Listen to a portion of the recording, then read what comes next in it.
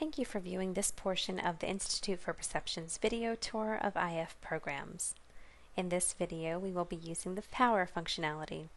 To access this functionality, scroll your mouse to the top of your screen to select the discrimination option. A drop-down will appear from which you will then select force choice and then select the power option.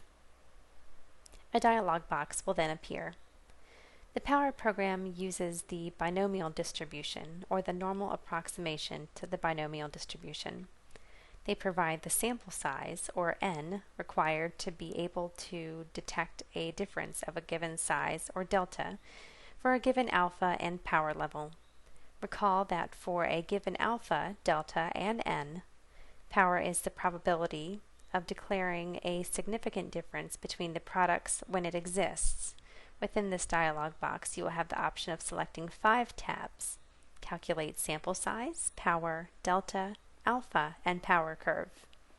In this example, we will calculate the required sample size.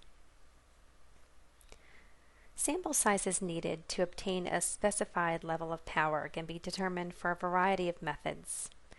Within the dialog box under Method, you have the option to select the method used in the study. You will find that the 2AFC method has been automatically selected. Here we will select the tetrads method. Below the Methods section, you are given the option to have multiple output windows. Checking this box will allow the graphical outputs of successive analyses to be printed in separate windows. This will enable the user to make side-by-side comparisons of the graphic output if desired. By unchecking this option, all windows will be closed and only the current analysis graphic output will be visible.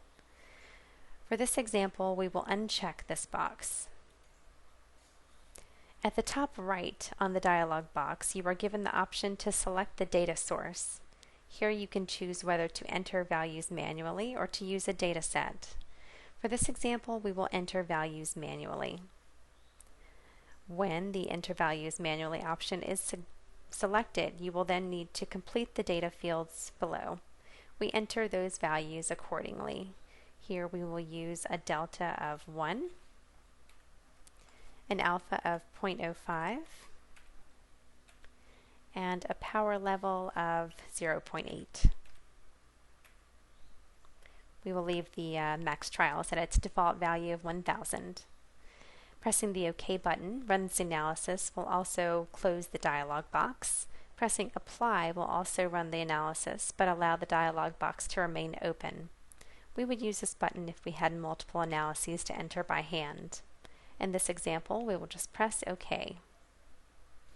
The analysis runs, a graphic is produced that can be copied and pasted into such applications as PowerPoint, and the results are shown in the output panel to the right. In this case, we find that a sample size of 65 is required. That concludes this portion of the Institute for Perception's video tour of IFPrograms. Thanks again for viewing. We hope you have found this information helpful. For other help topics, please visit our YouTube channel or visit www.ifpress.com/software/help.